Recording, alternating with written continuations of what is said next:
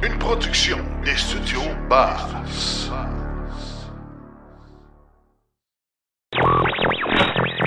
L'épisode de cette semaine est une présentation de l'Association des véhicules électriques du Québec, votre source incontournable d'informations. L'administration Trump et la Californie en litige à cause des normes d'émissions automobiles, Toyota lance le CHR tout électrique et Transport Canada savait dès novembre 2024 que les fonds allaient manquer. Chronique par où commencer les systèmes d'aide à la conduite en hiver, les réflexions branchées, Claude déplore le retour en arrière des décideurs et en grande entrevue, en compagnie de Patrick Goulet d'Énergie solaire Québec, on parle de l'installation de panneaux solaires au Québec. L'ensoleillement annuel en Allemagne est moins grand que le Québec. On est très avantagé. L'autre avantage d'avoir l'hiver et du froid, les panneaux produisent plus l'hiver que l'été.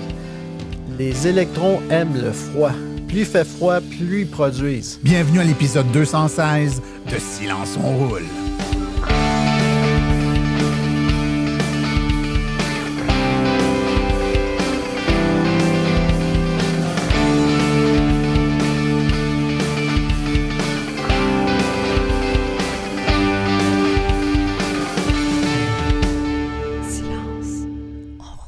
Bonjour tout le monde, mon nom est Martin Archambault et c'est avec passion et plaisir que j'anime Silence on roule, le balado dédié 100% au transport électrique. Silence on roule est également le fier partenaire de l'Association des véhicules électriques du Québec. J'espère que vous allez bien tout le monde, que vous avez passé un excellent 2 semaines.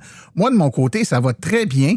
On sent que les événements ou les trucs qui ont lieu l'été, ou en tout cas avec le retour du temps un peu plus doux, commencent à se mettre en branle parce que les demandes d'enregistrement ou de passage au balado augmente. Donc, j'ai de plus en plus de planification d'enregistrement à faire, ce qui est, somme toute, pas une mauvaise chose. Donc, on sent un petit regain. Regain qui a été également, avouons-le, grandement amplifié là, par le retour d'un programme de subvention canadienne, dis-je, donc le PAVE, le programme pour l'abordabilité des véhicules électriques.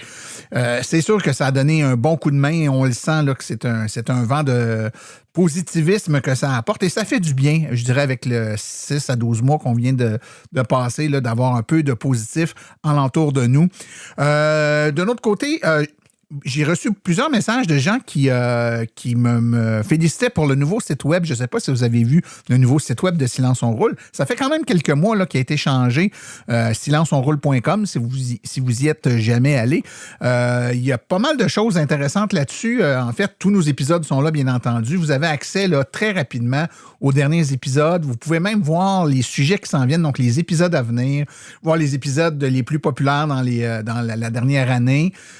Donc, plusieurs informations. Vous avez également dans les onglets en haut là, accès à tous nos chroniqueurs, donc voir nos chroniqueurs puis pouvoir leur écrire individuellement, les conférences de Silence on roule, donc qui s'en viennent. Vous avez également une section à propos là, où il y a des statistiques sur le balado en termes de téléchargement, notre histoire, puis tout ça, les jalons importants dans l'histoire du balado. Donc, c'est tout là. Et vous avez également en haut à droite, très important, là, dans la barre de menu, en haut à droite, un bouton « Nous rejoindre ». En tout temps, vous pouvez cliquer là, vous pouvez nous écrire. Vous pouvez également, il y a un bouton orange là, qui permet d'enregistrer un message vocal. Donc, c'est un peu comme une boîte vocale. Vous parlez dans le microphone de votre ordinateur, de votre téléphone, et ça nous laisse ce message vocal-là sur notre boîte vocale numérique. On pourra par la suite y répondre directement à vous ou en ondes, tout dépendant si c'est un message d'intérêt public ou non. Un épisode bien garni aujourd'hui. On a plusieurs personnes, donc Sébastien Côté qui va nous parler de tous les systèmes d'aide à la conduite qu'on a dans nos véhicules électriques. Est-ce qu'on doit les désactiver ou non l'hiver? Qu'est-ce qu'ils peuvent apporter comme bon ou moins bon côté si on les laisse en fonction ou non? Donc, plusieurs questions qui nous sont souvent posées par des nouveaux là-dessus. Donc, Stéphane, Sébastien, dis-je, essaie d'y répondre avec le plus d'aplomb possible. Donc, j'espère que vous allez apprécier. Claude Gauthier, avec sa chronique Les réflexions branchées, essaie de nous expliquer un peu le pas en arrière que font certains gouvernements face à l'électrification. Très intéressant comme réflexion. Et en grande entrevue aujourd'hui, on parle avec Patrick Goulet qui va nous parler de l'installation de panneaux solaires. Beaucoup de questions là-dessus. On sait qu'il y a une subvention qui s'en vient, qui va payer quand même une partie importante là, du coût des panneaux. Donc, il va y avoir un beau petit raz de marée, un engouement très grand avec les panneaux solaires. solaire, puis il nous explique un peu le contexte d'utilisation des panneaux solaires au Québec, leur rentabilité, leur coût, leur efficacité aussi. On a souvent l'impression qu'au Québec, c'est pas très bon, puis étrangement, c'est un peu le contraire. Là, ça fonctionne super bien ici, c'est ce qu'on en comprend. Donc, on écoute tout ça dans quelques instants, mais avant d'aller plus loin, je vous propose d'aller tout de suite écouter les actualités dans le monde de l'électromobilité.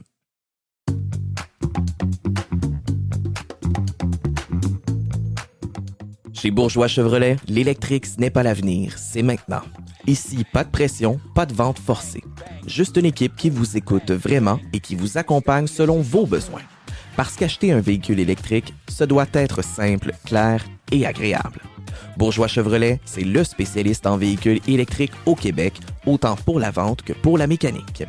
Des conseillers passionnés, des techniciens certifiés, bref, des pros qui savent de quoi ils parlent. Et quand on parle de service, on parle de vrais services. Une flotte complète de véhicules de courtoisie 100% électriques parce qu'on veut que vous restiez en électrique du début jusqu'à la fin. Mieux encore, profitez de notre service gratuit de voiturier. On va chercher votre véhicule directement chez vous et on vous le ramène une fois l'entretien terminé. Zéro déplacement, zéro stress. Le jour de la livraison, on prend le temps. On vous fait une explication détaillée de votre véhicule électrique. Recharge, application, conduite, fonctionnalité. Vous repartirez maître de votre VE. Et ce n'est pas tout. Bourgeois Chevrolet est le premier récipiendaire au Canada du prestigieux EV Award Hall of Fame de Plug and Drive. Une distinction qui confirme ce que nos clients savent déjà. Ici, l'électrique, c'est notre marque de commerce. Bourgeois Chevrolet 450-834-2585 ou au www.bourgeoischevrolet.com.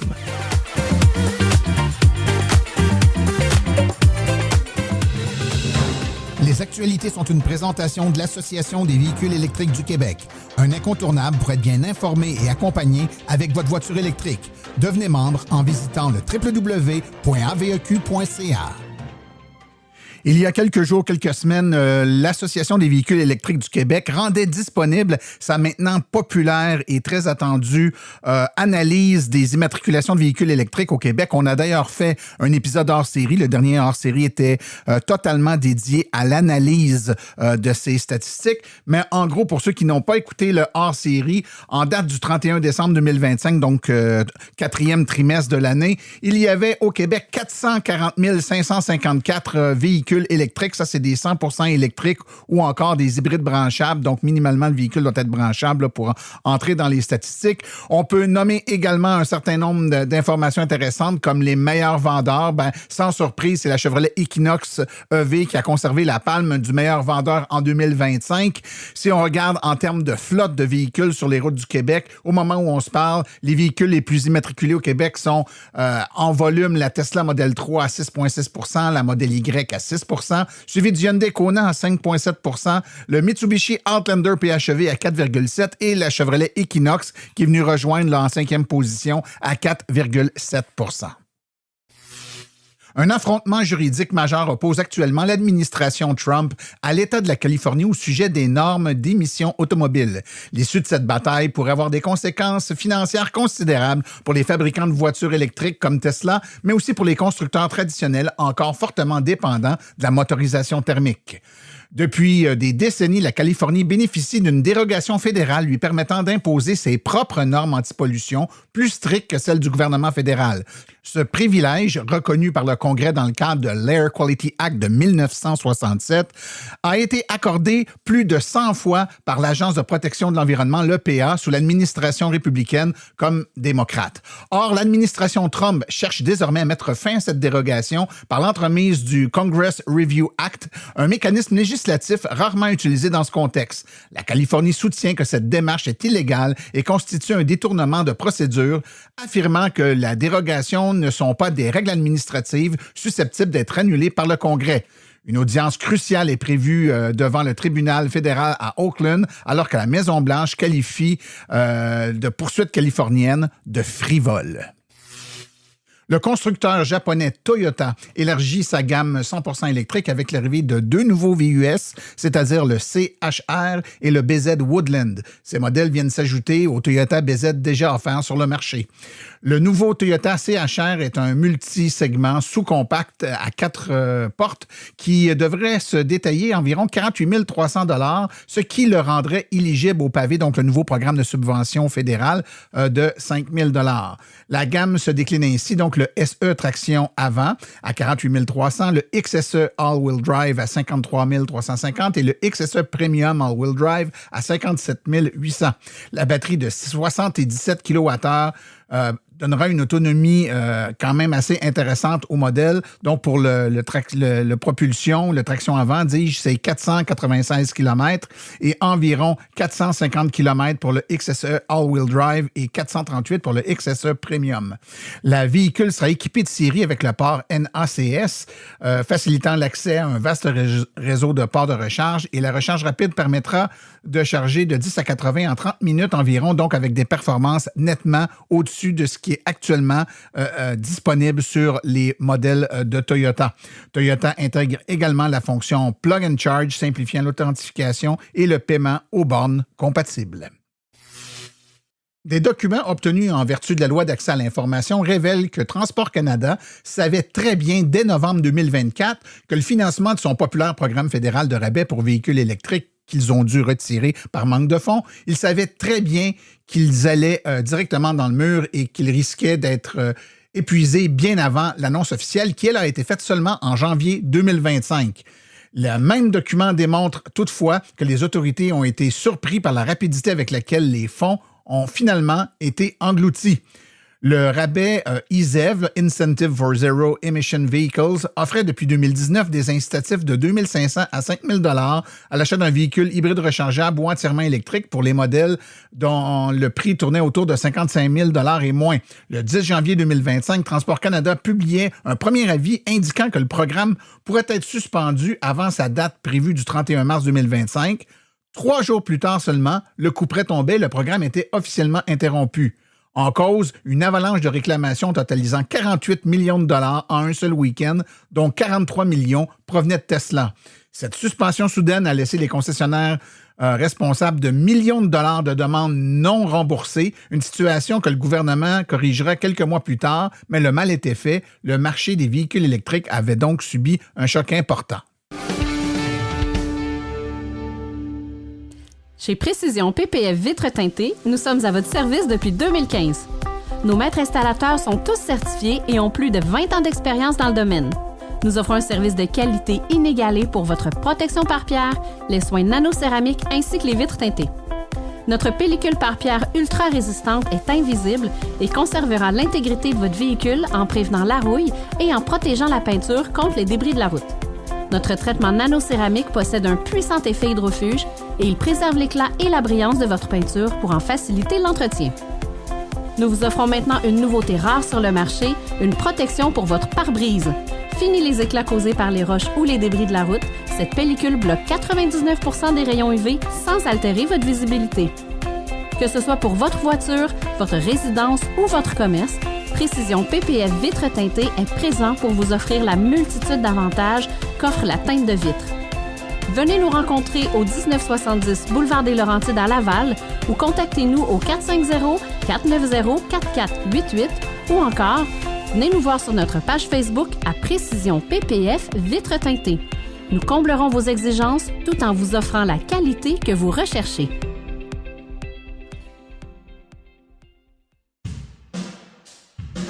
La chronique « Par où commencer ?» est une gracieuseté de l'Association des véhicules électriques du Québec. Devenir membre est un incontournable pour tout futur ou nouvel électromobiliste. www.aveq.ca.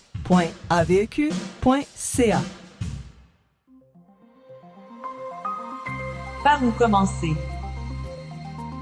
Avec Sébastien Côté.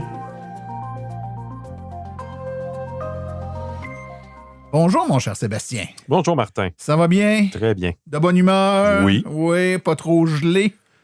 Non, on a passé ces éléments-là. Ben, en tout cas, je le souhaite que ça ne reviendra pas. On n'a pas fini l'hiver encore. Oh non, ça va vite. Il faut... C'est normal. On est au Québec, hein. Faut arrêter de se plaindre du froid l'hiver, là, mon Dieu. Ça fait partie de notre ADN quasiment, hein, depuis le 17e siècle, là, même le 15e siècle même, qu'on vit dans ce froid intense. On devrait avoir un peu de génétique faite pour... Ils survivent dans ce monde hostile. Aujourd'hui, mon cher, justement, on parle d'hiver, on parle de conduite en hiver et de particularités qu'il y a sur les véhicules. Les véhicules électriques, certes, mais plusieurs autres véhicules qui ne sont pas nécessairement électriques.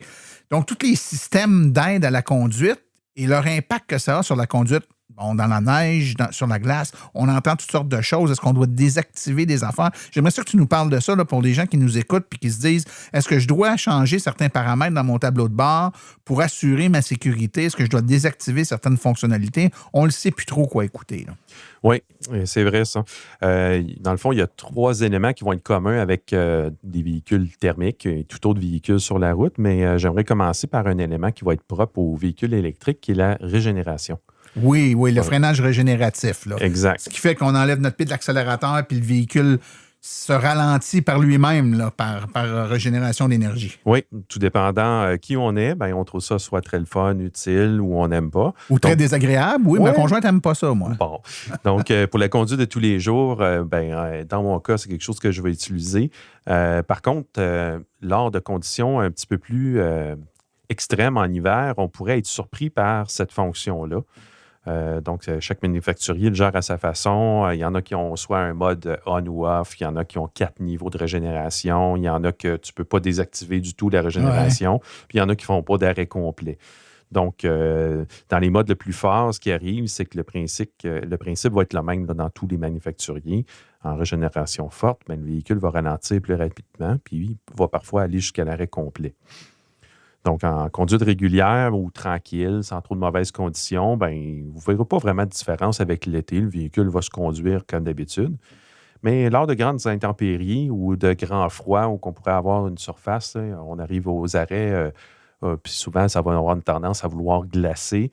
Donc, on va devoir jouer un peu plus de prudence ou même de diminuer ou d'enlever la fonction de conduite à une pédale. Puis tu me diras si je me trompe dans mon raisonnement, Sébastien.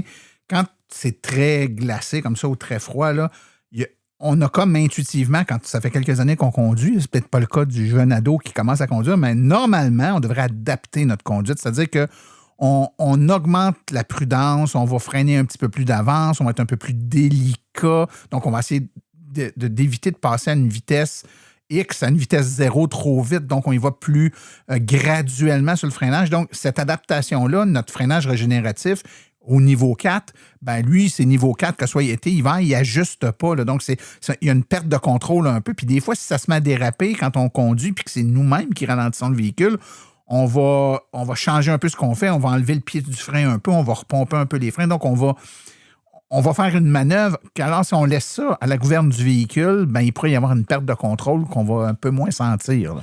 Oui, c'est surtout l'effet d'être surpris, de se faire surprendre puis déstabiliser le véhicule. Là, malgré qu'on a quand même l'ABS puis le contrôle de stabilité qui va fonctionner, on ne veut pas trop se faire surprendre. Des fois, c'est le genre de choses qu'on pourrait diminuer la force de hiver, freinage. surtout quand il neige, il y a de la neige, il y a de la glace, on désactive, c'est pas une mauvaise idée. Pas une mauvaise idée, effectivement. Donc, si on passe à un deuxième élément, sur tout autre véhicule aussi, le contrôle de traction ou traction control, dépendant de où vous l'avez appris. Donc, ça peut être utile et sécuritaire en tout temps ou presque. Là.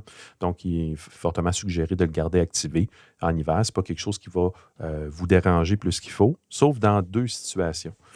Oui. J'aimerais bien mentionner. La première, c'est pour se sortir d'un banc de neige.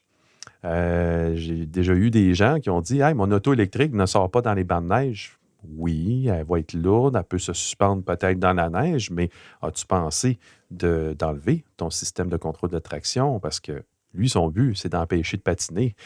Puis des fois, c'est ce qu'on veut que ça... C'est ce qu'on appelle, parce que tu parles de système de contrôle de traction, plusieurs appellent ça l'anti-patinage ou l'anti-dérapage. Ça empêche une roue comme on dit là, en bon français, là, je mets ça entre guillemets, là, de spinner dans le beurre.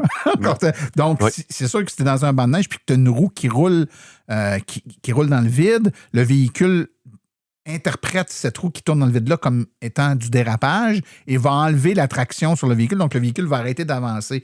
Donc, si tu es pris d'un banc de neige, d'autant plus si tu as une des roues qui est dans le vide un peu, bien, si tu n'enlèves pas cet anti-patinage-là, donc ce contrôle de traction-là, le véhicule, lui, il fait ce qui est prévu de faire, c'est-à-dire qu'il sent qu'il dérape, fait qu'il enlève la traction. Fait qu'il faut le désactiver à ce moment-là. Oui, c'est ça. Avant de dire je lâche prise puis je suis vraiment pris, bien, essayez de vous souvenir que cette fonction-là à enlever. Une autre situation où ce que vous pourriez l'enlever, mais c'est pas moi qui le dis, mais ça pourrait aller s'amuser dans la neige, à déraper. Oui, il y en a qui font ça, dans des espaces sécuritaires, loin des sources. Mais c'est pas ici qu'on le dit. Non, on répète ce qu'on a déjà entendu ailleurs. Exact. OK, troisième élément, mon cher ami. Oui, les capteurs. Les capteurs de toutes sortes qu'on a sur nos véhicules. Je vais parler principalement de ceux qui sont dans les pare-chocs avant et arrière, là, puis un peu sur les côtés des pare-chocs, là. Leur fonction primaire, c'est de détecter les choses à proximité, là, que ce soit des piétons, du trafic qui s'en vient, le mur du garage quand on se recule trop vite, et aussi sur la route là, pour empêcher des collisions. Là. Donc, ça peut être très pratique, là, soit dans des endroits étroits, les stationnements, ou protéger des impacts sur la route. Mais quand ils sont propres, c'est ça, ça se corse l'hiver là, avec la neige et le calcium. Puis on le sait, hein, je ne sais pas si vous avez vu vos autos en plein mois de janvier, février, qu'est-ce qu'ils ont l'air? Beaucoup de blancheur, de sel dessus. Ouais. Donc, les deux pare-chocs, ils aiment bien la saleté, là, soit par les projections en avant ou, comment je peux dire, le vortex qui va se faire à l'arrière là, de neige. Donc, pourquoi ça peut venir problématique? Bien, c'est juste que vous allez avoir de faux avertissements, soit constants ou par intermittence, ou vous allez avoir toutes sortes de messages qui vont vous dire tel capteur est non disponible, puis fiez-vous pas à ça pour vous stationner. Donc, certains manufacturiers sont un petit peu plus agressifs que d'autres. Donc, l'idée, c'est de les garder propres. Oui, c'est pas quelque chose qu'on désactive nécessairement, mais c'est plus que faut s'assurer que notre pare-choc est minimalement nettoyé un peu. Là. Oui. C'est sûr que quand on est sur une grande route, une grande distance, on ne peut pas les nettoyer sur le coup, mais des fois, on pourrait le faire.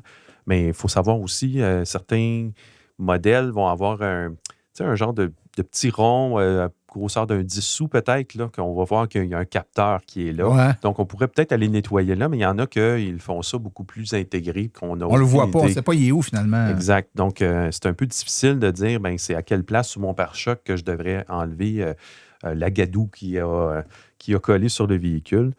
Donc, il faut vivre avec. Il ne faut pas juste dire il faut que je retourne mon auto au garage parce qu'il y a un problème. Si on a un problème récurrent lié à des alertes qui viennent des capteurs, peut-être que la première chose avant d'aller au garage, c'est peut-être faire une petite visite dans le lave-auto puis essayer de décrasser un peu notre véhicule. Ça pourrait donner une chance. Oui. Puis aussi, dans certains modèles, vous pourriez diminuer un peu la sensibilité. Peut-être en hiver, ça peut être quelque chose d'intéressant. OK, il y a des modèles de véhicules que dans les paramétrages, on peut aller baisser la sensibilité des capteurs. Oui, mais il faut savoir quand même qu'on diminue peut-être la réactivité de ces systèmes-là. Oui, il faut être conscient. Effectivement. Et le dernier élément, parce que tu as dit qu'il y en... Oui. Hein, il t'en manque un, là? Oui, c'est les caméras.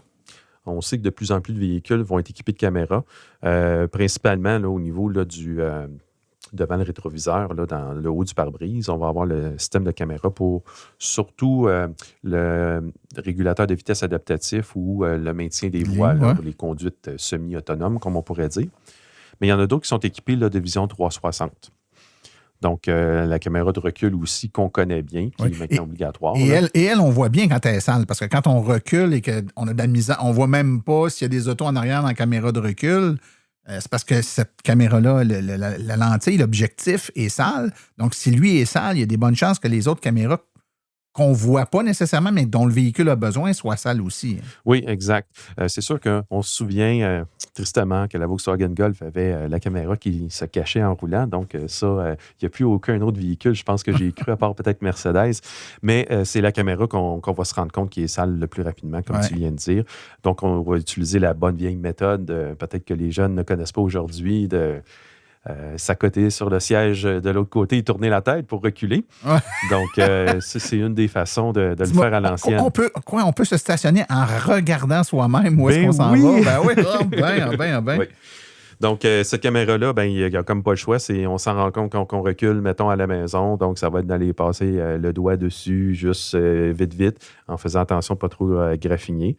La caméra avant, c'est super facile, mais c'est souvent le lave-vite et les essuie-glaces vont nettoyer cette portion-là triangulaire, là, si on veut.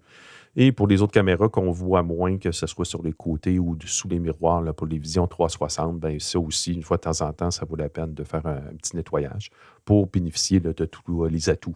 Oui, parce que ça aussi, dans le tableau de bord, souvent, quand les caméras sont sales, par exemple, la caméra pour le maintien de ligne ou la conduite semi-autonome, on va avoir un message du genre conduite assistée, momentanément désactivée, caméra obstruée ou quelque chose du genre. Donc, ça nous le dit, on le sait que c'est sale. Des fois, c'est peut-être juste parce qu'il y a un peu de glace ou de givre là, vis-à-vis, puis c'est momentané, puis ça va se régler par soi-même. Des fois, juste aller gratter puis nettoyer la vitre, ça peut faire la job.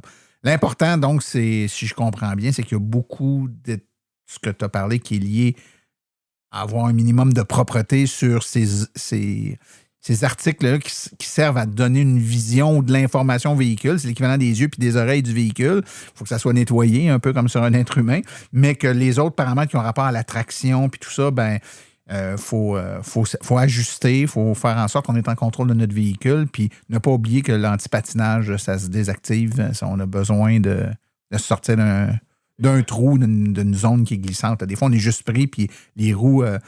S'ils tournent dans le vide, ben, le véhicule va les empêcher de tourner. Fait que là, tu n'es plus capable. Tu pèses sur l'accélérateur, puis il n'y a plus rien qui tourne, mais c'est à cause de ça. C'est un peu un cercle vicieux. Oui, c'est ça.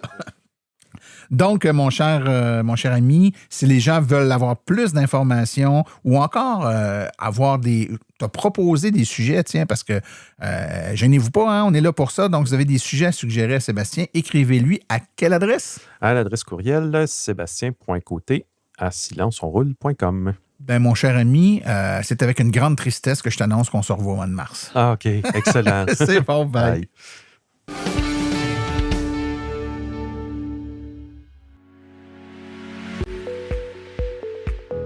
Vous venez de faire le saut vers l'électrique et songez à vous procurer une borne de recharge à la maison ou au chalet?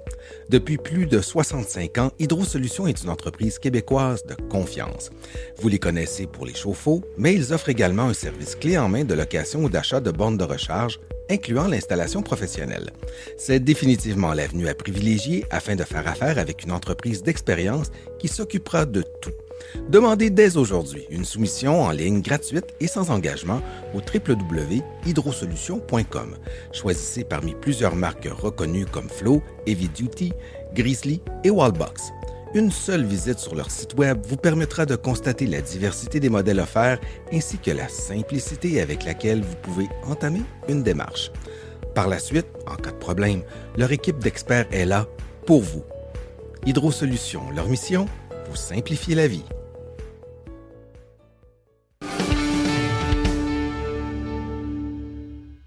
Les auditeurs l'auront sans doute remarqué depuis quelques mois déjà. On a eu beaucoup de thèmes en lien avec l'énergie. Donc, on est, on dirait, un sujet connexe aux véhicules électriques. Donc, nos véhicules fonctionnent à l'électricité. Donc, tout ce qui touche l'énergie électrique nous intéresse. Et puis, il y a plein de choses qui bougent. C'est en pleine émergence par les temps qui courent. Et aujourd'hui, je voulais vous parler, qu'on puisse vous parler, en fait, d'énergie solaire.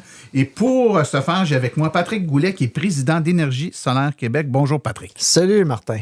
Ben, t'es déjà venu à Silence on roule, hein? Ben oui. Et puis on parlait pas d'énergie solaire, on parlait de vélo électrique. Eh oui! Parce que t'es un amateur de vélo. Passion. Oui, c'est ça, on marie les AB. Mais évidemment, les gens du milieu te connaissent. Les gens qui te connaissent plus intimement savent que t'aimes le vélo, mais les gens qui te connaissent plus professionnellement te reconnaissent comme étant quelqu'un du domaine de l'énergie solaire. J'aimerais que tu nous parles de Énergie solaire Québec. Premièrement, qu'est-ce que c'est Énergie solaire Québec? Énergie solaire Québec, c'est une OBNL qui existe, qui a été fondée en 1983. Donc, ça fait un méchant bout de temps qu'on prêche pour l'énergie solaire, mais il faut comprendre qu'en 1983, on était beaucoup plus dans le thermique, solaire passif, design de maison. Ça a été fondé par 2 architectes. Initialement, là, on était plus dans le thermique, dans le solaire passif. les modules PV à l'époque, c'était comme pas achetable. Là, ça valait une fortune. Là, puis les applications étaient beaucoup plus militaires et satellites, à peu près. Il y en avait, là, ou dans des endroits isolés où on ne pouvait pas mettre une génératrice, puis là, on mettait du PV. Mais c'était pas abordable. Ça commençait à se démocratiser beaucoup plus tard dans les années 90, là, que là, les early adopters, ils ont commencé à acheter. Là, ça commençait à être intéressant. Puis à partir de début des années 2000, là, on parlait vraiment là, vraiment d'un déploiement là, mondial. Là, ça a commencé à décoller à peu près à partir de ce moment-là environ. Là. Puis au Québec, mais évidemment, avec notre coût très, très bas d'électricité, mais là, ça a pris du temps avant de vraiment lever. Là, là, ça bouge. Mais c'est un facteur important, Patrick, que tu dis là. Donc, l'adoption de l'énergie solaire est intimement reliée au coût de l'énergie, là où, tu sais, les endroits où l'électricité coûte cher à produire, donc ça coûte cher d'être relié à un réseau électrique, ben, les gens auront plus tendance à mettre du solaire, ou les endroits où la résilience du réseau n'est pas très bonne, où il y a des pannes souvent. Bon, en plein ça, oui. Alors qu'ici, ben, on peut bien se plaindre des pannes, mais tu sais, on a 2-3 pannes par année, puis l'énergie coûte pas cher, fait que ça a été plus long. Mais là, une fois qu'on comprend ça, puis je pense que c'est assez simple à comprendre comme phénomène, on sent quand même que depuis quelques années, là, ça commence à bouillonner un peu plus, le monde du solaire. Qu'est-ce qui fait que là, on en entend plus parler? Est-ce que c'est parce que les panneaux coûtent moins cher, donc l'écart entre l'énergie électrique d'Hydro-Québec puis se mettre des panneaux solaires, c'est plus un fossé trop infranchissable? Qu'est-ce qui fait que ça devient si populaire? En fait, là, c'est une combinaison de baisse de coûts et hausse de coût de l'électricité aussi, là, parce que là, ça grimpe là, à chaque année là, maintenant. Là. Alors là, le rapprochement, on a atteint actuellement, selon notre scientifique en chef, Yves Poisson, du Centre de recherche de Cadmette, là, lui, il dit qu'on a atteint la parité pour ce qui est du coût du kilowattheure avec la deuxième tranche de Hydro-Québec. C'est-à-dire... Après le premier 40 Après le premier kilowattheure, l'électricité, le coût du kilowattheure grimpe. Ouais. Bon, là, on a atteint ce niveau-là pour ce qui est comparativement à une installation solaire. Évidemment, sans les batteries, là, parce qu'il faut tout le temps le mentionner maintenant. Tout le monde veut des batteries maintenant. Alors, il faut le dire, OK? Une installation de modules solaires, tout simplement, là, pas de batterie, là, mais on est à parité, là, à toute fin pratique, là, pour la deuxième tranche. Quand tu dis parité, ça veut dire que si je m'achète mes panneaux solaires, le coût de mes panneaux sur 10 ans va me coûter le même prix que d'être relié à l'hydro pendant 10 ans? C'est ça que ça veut dire? Bien, ça veut dire que ton coût d'installation du moment que tu l'as investi, bien là, il est ton prix de celui de Hydro-Québec là. Mais on sait que Hydro-Québec, son coût va continuer à grimper. Oui, c'est ça. Alors, là, c'est ça. Alors là, ton retour d'investissement va être de plus en plus court. Ça, c'est assez clair. Pour le moment, sans la subvention, parce qu'on va parler de subvention tantôt, là, mais pour le moment, un retour d'investissement, là, c'est entre 15 et 20 ans, ça se joue là-dedans. Là. Puis encore là... c'est plus proche vers le 20 que vers le 15, là, mais il y a des cas là, de 15 ans. Là. OK, mais est-ce que les panneaux durent au moins 20 ans? Les panneaux durent plus de 40 ans. OK? Puis on va faire une mise au point là-dessus parce qu'il se dit n'importe quoi. OK? Il y a deux choses qu'on connaît, qui se disent. C'est, premièrement, quand on parle de 25 ans, on parle de la garantie.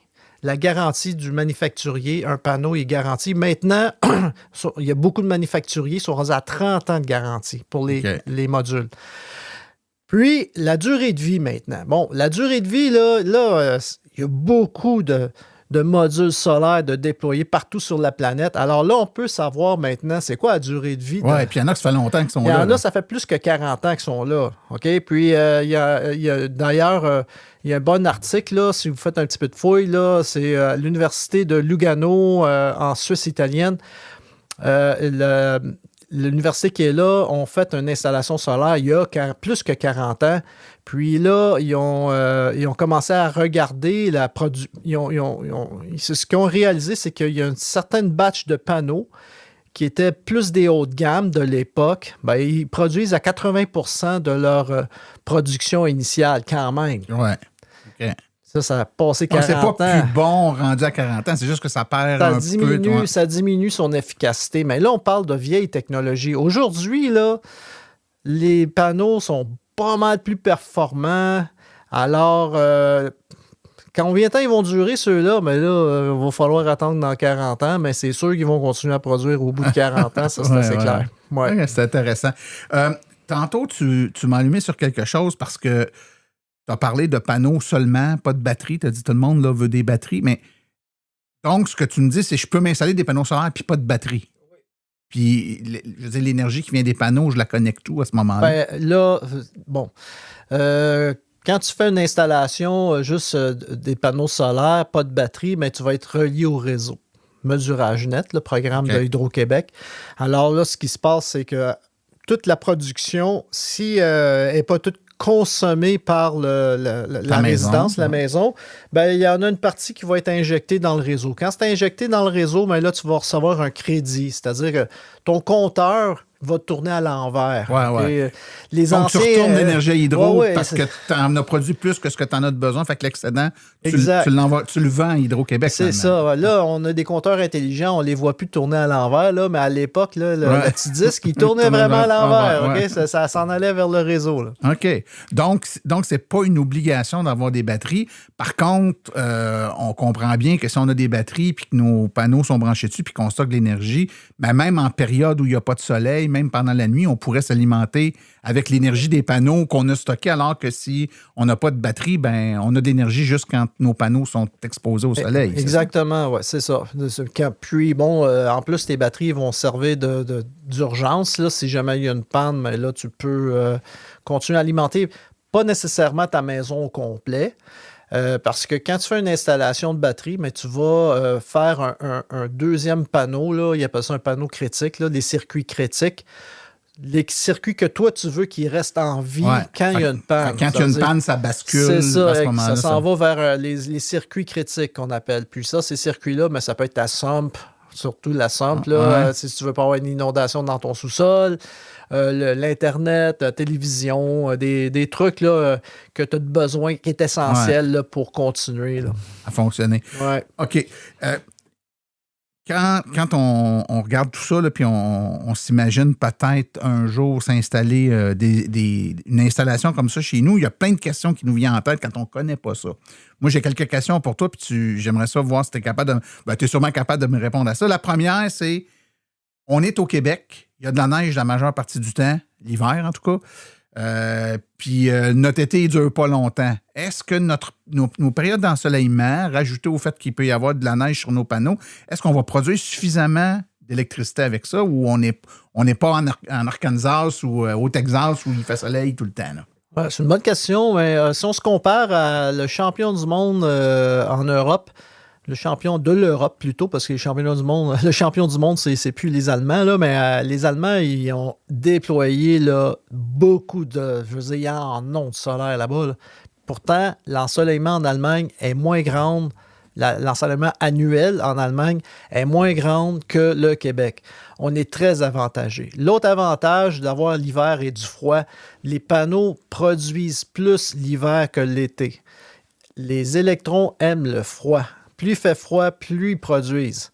Puis, en plus, la neige, ce que ça fait, c'est que ça réfléchit la lumière, ça augmente l'intensité de la luminosité. Fait que notre perception que la neige, c'est un obstacle, ben, c'est sûr que ça vient de tomber sur le panneau. Oui, mais sur le panneau comme tel, là, sur un toit d'une résidence, ça peut prendre du temps parfois là, avant que la neige, mais elle finit toujours par se dégager. À moins que tu aies un toit vraiment plat qui manque un peu de pente, là, ça peut être encore plus long, là, c'est certain. Mais dans des conditions où ta pente est 30 degrés, 45 degrés, assez pentu, la neige finit par décoller. Okay? Ça finit par glisser. Pourquoi? Parce que les panneaux, ils demeurent un peu micro-actifs. Là.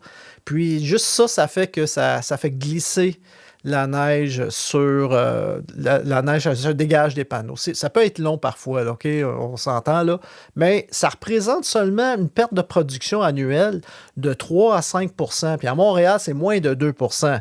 C'est pas tant que ça. C'est rien, c'est des peanuts, là. OK? C'est certain qu'il va toujours avoir des exceptions. c'est vrai. Il y a des endroits, il neige tout le temps. Ouais. OK, mais là ça peut nuire à ta production. Mais il y a d'autres façons d'installer tes panneaux pour justement éviter que la neige s'accumule continuellement sur tes panneaux. Donc, si tu es dans un endroit où c'est plus critique, il y a façon de tricher par l'installation pour favoriser le dégagement des panneaux. Exactement. Okay. Tu peux donner plus de pente. Là. Le meilleur exemple, là, c'est quelqu'un que je connais qui demeure en Mauricie. Lui, sa maison est autonome. L'hiver, il émet vertical. Carrément vertical, ces panneaux. Ils ne sont pas sur le toit de sa maison. Il les a mis sur un support. C'est fait comme un grand support, là, tout en bois. Puis, ces panneaux, il les met inclinés l'été. Mais l'hiver, il remonte ça. C'est toujours vertical pour l'hiver. Jamais d'accumulation. Il ramasse... il est toujours autonome. Il n'a jamais eu besoin d'une génératrice. Ça a toujours été suffisant pour charger ses batteries puis fonctionner. OK. J'ai d'autres questions pour toi, Patrick. C'est quoi la surface? Je m'en allais dire minimum, là, mais allons-y plus simple. Par unité de surface, c'est quoi la quantité d'énergie qu'on produit? Puis normalement, pour les besoins d'une résidence, d'un petit bungalow, là, pour une famille de 4 ou 5 personnes, c'est quoi la surface de toit qu'on a besoin pour mettre des panneaux dessus? Ça, c'est une bonne question, ça. Ben là, il y a toujours des obstacles sur un toit, il y a les ventes, il y a les cheminées, il y a toutes sortes de choses. Là. C'est quoi la surface que tu as de besoin? C'est difficile à donner une réponse à ça. Pourquoi? Parce que c'est pas la première fois. Là. Il y a souvent, les gens me demandent ça. Là. C'est moi, là, j'ai telle grandeur, je vais-tu en avoir assez? Mais là, c'est toujours... Il faut faire une évaluation de ta consommation, puis comment toi, tu consommes l'énergie. Là. Puis à partir de là, quand on sait que toi, je sais pas moi, c'est 30 000 kWh par année ou quelque chose du genre, mais là, OK, tu veux ça, OK, 30 000 kWh par année. Ta maison, c'est ce qu'elle consomme. OK, bon. Là, est-ce que tu veux couvrir 50 60 70 Là, c'est comme ça qu'on va déterminer la grosseur. Mais là, après ça, on va regarder ton toit. Mais là, tu peux pas en avoir plus. Mais y a-tu une grosseur minimum? Tu dis, en bas de ça, ça vaut pas la peine. Ben, c'est certain. Là. Ben, regarde, je vais prendre mon exemple. OK? Moi, là, j'ai 3 panneaux solaires de 440 watts bifacial. Sur mon toit, j'ai un toit plat. Je demeure à Montréal. Puis, ils sont dans un angle de 45 degrés. Pourquoi? Parce que mes 3 panneaux alimentent seulement ma thermopompe. J'ai une thermopompe hybride qui fonctionne sur les deux, soit le solaire ou hydro. Mais en même temps, ils peuvent fonctionner en même temps. S'il y a un peu de lumière, s'il y a du soleil suffisamment, mais je peux rouler 100%. Comme hier, je roulais 100% solaire. Là. Ma thermopompe, là, là, moi, j'ai décidé de... Moi, c'est juste ça que je voulais comme système solaire. Tu as besoin de moins de panneaux à ce moment-là. J'ai besoin de moins de panneaux, OK? Fait que c'est un peu l'exemple là, de tes besoins, c'est quoi? Puis à partir de là, on va déterminer. Puis là, ta maison, c'est trop petite ou le toit n'est pas assez grand, bien là, tu vas avoir c'est là qu'on va dire, mais tu n'auras pas plus que tant de kilowatts d'installés sur ton toit. C'est à peu près ça. Je ne peux pas arriver et dire telle grosseur de toit. C'est certain que toi, là, si tu veux alimenter ta maison en entier, bien, mon installation de 3 panneaux, là, c'est pas... Ça sera pas assez. Quand tu dis 3 panneaux, un panneau, c'est combien par combien? Le mien, c'est des 440 watts. Là, c'est presque une feuille de 4 par 8. Là. Presque. Okay. C'est un peu moins large, puis un peu moins... C'est à peu près 7 pieds, quelques pouces. Là, je me souviens plus exactement. Mais si on a en tête là, une planche, un plaqué ou un J-Proc. Mais ton panneau solaire va rentrer dans un peu plus petit que le 4 par 8, mais pas si petit que ça. Là, parce que les panneaux sont rendus de plus en plus grands, puissants. C'est-à-dire, maintenant, là, tu vois du 400 watts, 450, du 500 watts, mais là, c'est pas mal plus gros comme module. Là. Ouais. Ça m'amène à ma question suivante. La première, 2 questions en fait. La première, est-ce que l'orientation de notre maison peut faire en sorte que le projet est moins rentable ou moins efficace? C'est-à-dire que j'imagine que quand on est capable d'avoir un côté de maison qui est plein sud, ça doit être mieux? Oui, tout à fait. Là. Ça, c'est la première affaire. Un bon installateur, là, Il va venir chez vous, il va regarder ta maison, puis là, c'est là qu'il va dire c'est bon pour toi ou c'est pas bon pour toi, ou c'est moyen pour toi. Ouais, OK? Parce que c'est certain qu'il y a 3 influences sur ta production. La première, c'est ta latitude, où tu es. La deuxième, c'est l'orientation de ton toit, de la maison. Et la troisième, c'est l'angle de la maison aussi, qui va venir influencer la production. Là, parce que il faut tout le temps que ton panneau solaire soit le plus perpendiculaire possible au soleil. Fait que c'est pas toujours le cas avec un toit. Ouais, on fait ce qu'on peut des fois. Ouais, en c'est fonction ça. de Fait que si tu vas avoir une production correcte, là, dans ce temps-là, un bon installateur va te dire, OK, si on veut aller chercher vraiment 40% de ta consommation, ben, il va falloir ajouter des panneaux solaires. Y a-tu de la place pour le faire? C'est ça. Là. Ouais, exact. Et ça cette question-là m'amène, Patrick, à une autre question de corollaire. Est-il possible que l'installation qu'on doit faire chez moi pour répondre à mes besoins, compte tenu de l'angle, tout ça, fasse en sorte que les panneaux doivent être situés, par exemple, à l'avant de la maison ou soient très visibles et que là, ma municipalité s'objecte à mon projet parce que ça serait une pollution visuelle ou en tout cas, ça ne respecterait pas les normes municipales. Oui. Il y en a des municipalités qui ont des règlements où tu n'as pas le droit de mettre tes panneaux solaires du côté de la rue, tout simplement. Là, il y en a qui ont modifié ça pour permettre. Mais là, avant de te lancer dans un projet solaire, la première place que tu dois aller, c'est aller vérifier avec ta municipalité. Ça, c'est faites ça en premier là, avant, pour ne pas avoir la surprise. Oui, non, effectivement, c'est un bon conseil. Parce que je me disais des fois, puis j'en ai vu des installations même qui n'étaient pas sur les toits. Tu nous as parlé tantôt, une structure à côté. Peut-être quand tu es en campagne, loin, c'est pas pire, là, mais en ville, là, tu t'installes un gros rack comme ça, là, les voisins pourraient trouver ça un peu ordinaire. Ça, encore là, si ta cour en arrière est bien ensoleillée, bien orientée, bien ensoleillée, puis il n'y a pas d'ombrage d'arbres, ben, tu peux faire une pergola. Puis mettre ça sur le toit de la pergola. Tu mets sur le toit de la pergola ou un carport. Tu peux te faire un carport. Donc, on peut l'intégrer dans le mobilier. Exactement, oui. Puis même, tu pourrais aller plus loin encore, apposer sur le mur du sud, est, ouest, vertical. Carrément, là. Vraiment fixé sur les murs, puis tu peux rendre ça d'une manière que ça a l'air esthétique. Là. C'est pas Tesla qui a aussi des tuiles de toit? Oui, il y a des tuiles, mais ça, c'est très coûteux par rapport à la production que tu vas aller chercher. C'est ça. C'est esthétique. Là. Okay. Ben, on a parlé d'entrée de jeu, puis je pense que le temps file, mais je veux qu'on en parle. Tu as parlé de subvention. Au moment où on se parle, au moment où on enregistre, on va être prudent parce qu'à Silence on roule, il faut que tu saches, ça fait 10 ans, Patrick, à chaque fois qu'on parle d'une réglementation, d'une norme de quelque chose, entre le moment où on l'enregistre et on le diffuse, puis des fois, il y a juste 2 semaines, ça change entre les deux. Ouais. J'ai appris à être prudent. Au moment où nous enregistrons, à mi-janvier, il n'y en a pas de subvention d'Hydro-Québec là, pour les panneaux. Actuellement, non. Là, ce qu'on sait, c'est qu'à partir, c'est au mois d'avril 2026 que c'est ce qui avait été annoncé par Hydro-Québec, mais on attend toujours la nouvelle officielle là, pour le début du programme de subvention. Donc, c'est une subvention qui couvrirait l'acquisition, l'installation de panneaux solaires? Oui, exact. La subvention, ça touche seulement le solaire, mais pas les batteries. OK. Ça, il faut bien le spécifier parce qu'on me pose la question souvent. Puis, ce qui avait été le programme, là, ce qui avait été présenté, là, c'était 1 000 $ par kilowatt installé jusqu'à concurrence de 40% de la valeur de l'installation. OK.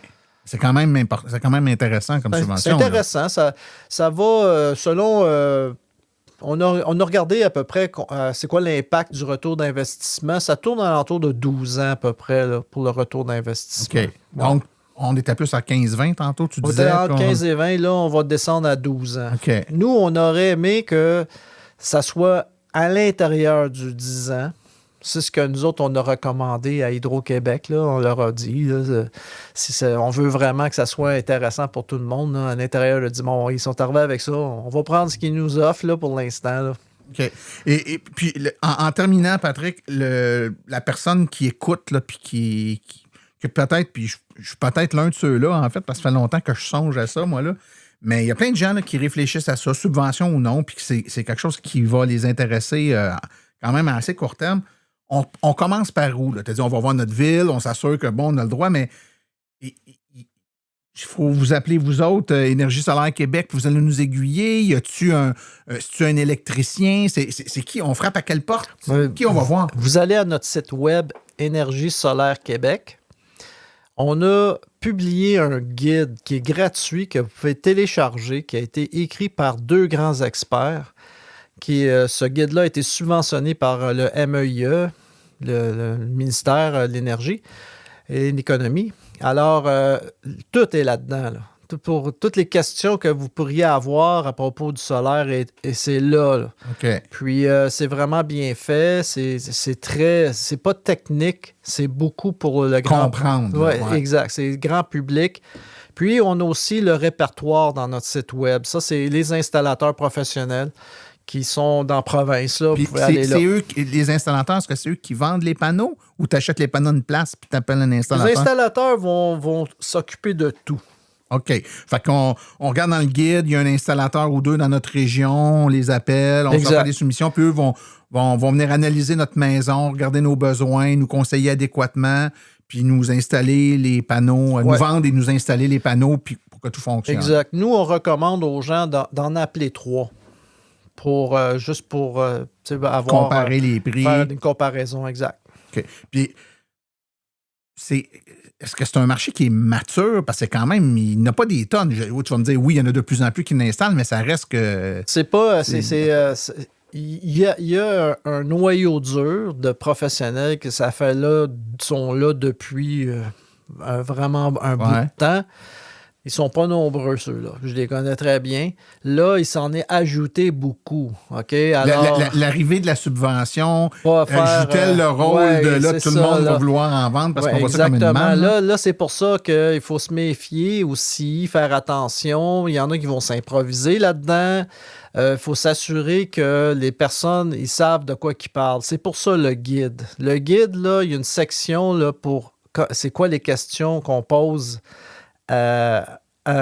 au professionnel, là, à l'installateur, là, quel genre de questions doit poser. Puis c'est pour ça qu'on dit là, d'en appeler au moins 3 pour s'assurer. Parce que des fois, tu peux tomber sur quelqu'un, tu n'es pas sûr.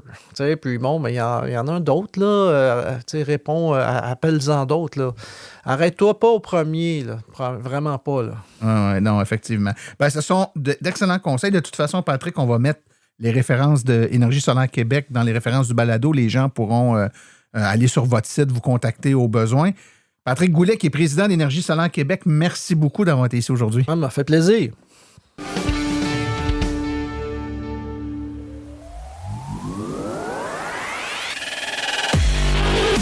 Vous conduisez un véhicule électrique ou hybride?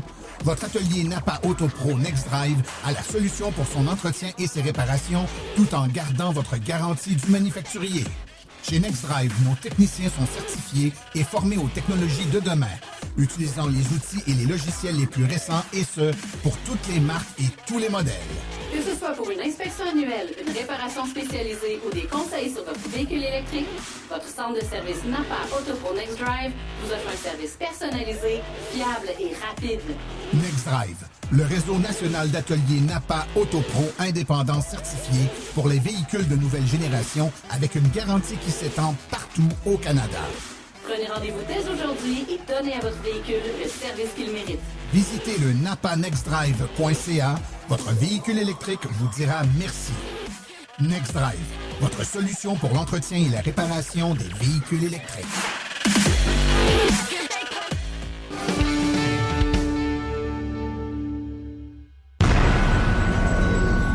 Les Réflexions branchées sont une présentation de Roger Bénard Rénovation, votre entrepreneur qui roule 100% électrique. Pour plus d'informations pour vos travaux, contactez le 514-692-8807 ou contactez le rogerbénardrénovation.com.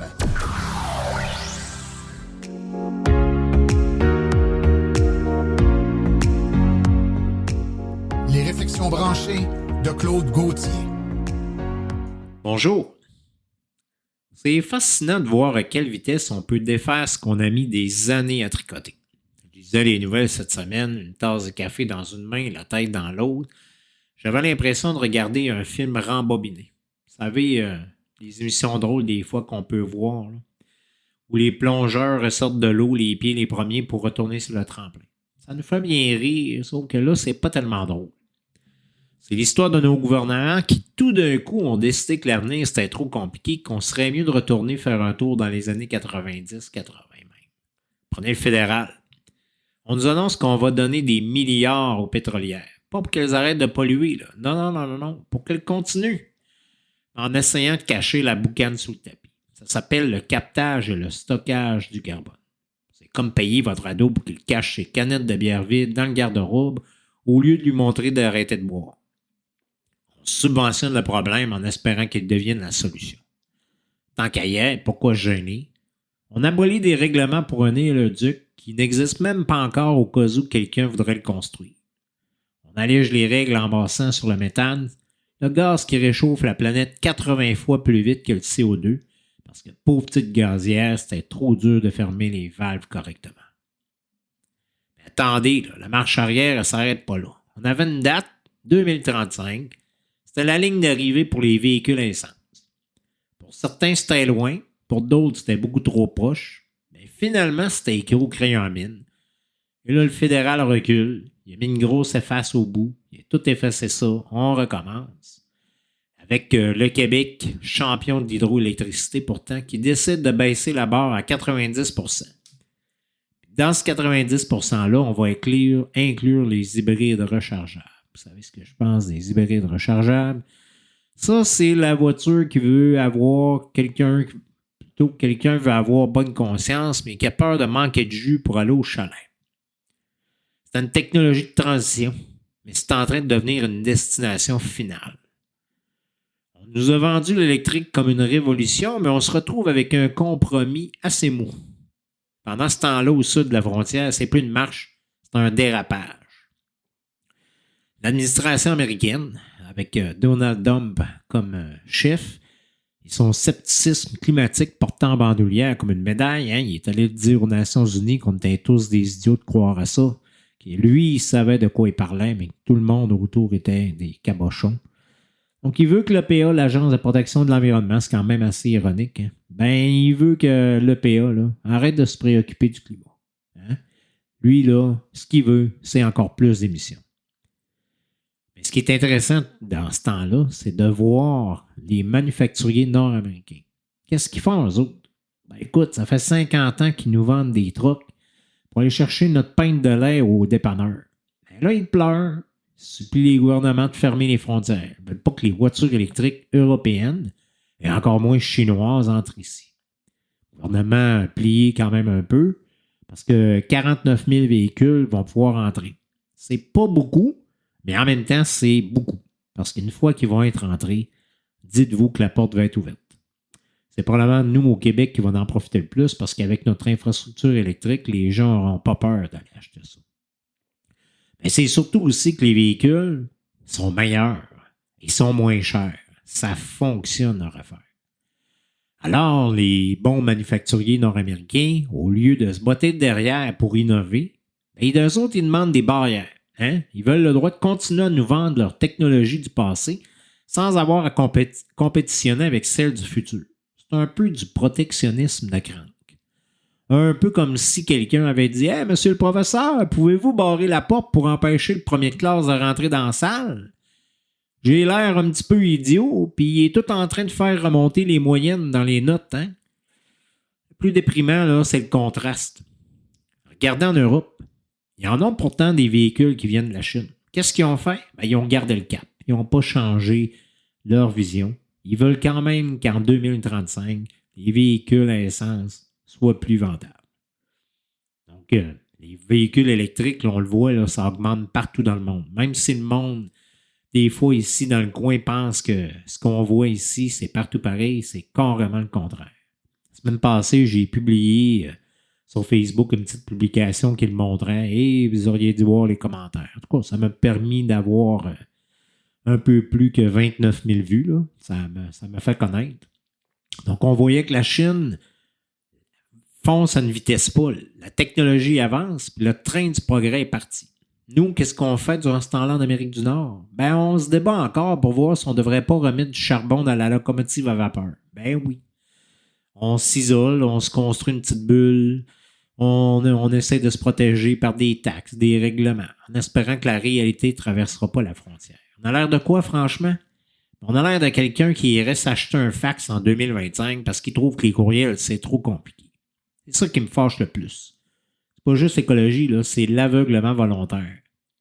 On le sait ce qui s'en vient. On le voit avec les inondations, les feux, les tempêtes. C'est des choses qui arrivaient avant peut-être aux 6, 8, 10 ans.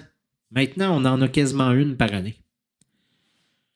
Mais là, on continue. Il y en a encore qui se disent, bah, c'est peut-être pas si grave. De toute façon, c'est parce que là, changer, là, ça va prendre beaucoup d'efforts, ça va coûter cher. Fait que remets-donc un peu de gaz dans la tank, puis on va voir jusqu'où ça nous mène. Ben, je vais vous le dire où ça nous amène. Ça va nous amener direct dans le mur. Mais on va y arriver confortablement dans un gros VUS. En tout cas, j'espère qu'il y en a qui vont allumer. Merci. Bonne semaine.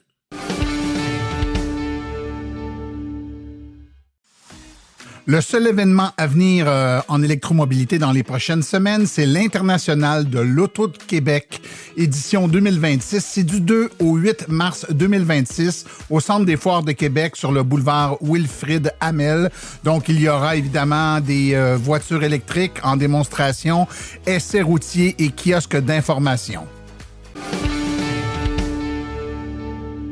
Ceci conclut l'épisode d'aujourd'hui. Remerciements sincères à nos invités et collaborateurs, c'est-à-dire Patrick Goulet, Sébastien Côté et Claude Gauthier. À la recherche, Martin Archambault, les chroniqueurs Stéphane Daou, Marco Dumais, Claude Gauthier, Laurent Gigon, Sébastien Côté, Cédric Ingrand et Daniel Rochefort. Communication, Marie-Hélène Hamelin. Thème musical, François Villot, Luc Poirier et Marie-France Falardeau. Réalisation et production, les Studios Basses. Un merci tout spécial à l'AVEC, notre commanditaire principal, ainsi qu'aux autres annonceurs qui rendent l'émission possible: Hydro Solutions, Précision PPF Vitres teintées, Bourgeois Chevrolet, Création L'Escarmot, UAP Napa, Roger Bénard Rénovation, le balado Passé décomposé, ainsi que l'Association des voitures électriques du Québec. La reproduction est permise, mais nous apprécierions en être avisés. Les questions sur le balado doivent être adressées à martin@silenceonroule.com et pour l'information générale sur les véhicules électriques, visitez plutôt le www.aveq.ca. Vous avez également accès aux archives de tous nos épisodes ainsi qu'à notre boîte vocale numérique directement sur notre site web au silenceonroule.com. Mon nom est Martin Archambault et d'ici le prochain balado, j'espère que vous êtes repris la piqûre et direz vous aussi, silence, on roule.